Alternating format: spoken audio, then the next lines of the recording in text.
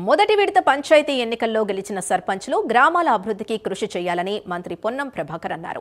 సిద్దిపేట జిల్లా Husnabad MLA camp కార్యాలయంలో ఆయన మాట్లాడారు. ఎన్నికల్లో గెలిచిన పలువురు కాంగ్రెస్ పార్టీ సర్పంచ్లు వార్డు మెంబర్లను శాలువాలతో సన్మానించి అభినందించారు. గ్రామాల్లో ఉన్న సమస్యల్ని అధికారుల దృష్టికి తీసుకురావాలని నూతన సర్పంచ్లను కోరారు. ఈ నెల 17న ఎన్నికల కోడ్ ముగియగానే గ్రామాలకు కావాల్సిన ప్రతిపాదనలు సర్పంచ్లు ఇస్తే కొన్ని పనులకు నిధులు మంజూరు చేస్తామని చెప్పారు మంత్రి పొన్నం ప్రభాకర్.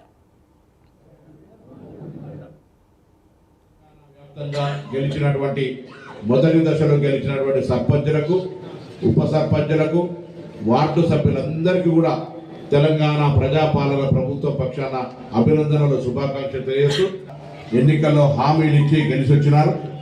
సత్వరమే మీరు గెలిచినటువంటి కోడ్ 17వ తారీఖు కాగానే మీ గ్రామాలకు సంబంధించినటువంటి 1-2 ప్రతిపాదనలు ఇమ్మీడియట్గా కావాల్సినవి ఇస్తే నా దగ్గర కొన్ని నిధులు ఉన్నాయి, అవన్నీ కూడా వెంటనే శాంక్షన్ చేస్తానమాట. 14వ తారీఖు నాడు సెకండ్ ఫేజ్లో చిగురుమామిడి ఉంది.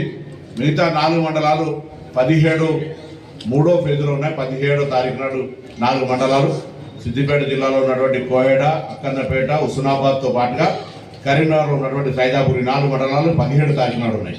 నేను ఈ సందర్భంగా అభివృద్ధిని ఆకాంక్షించే వాళ్ళంతా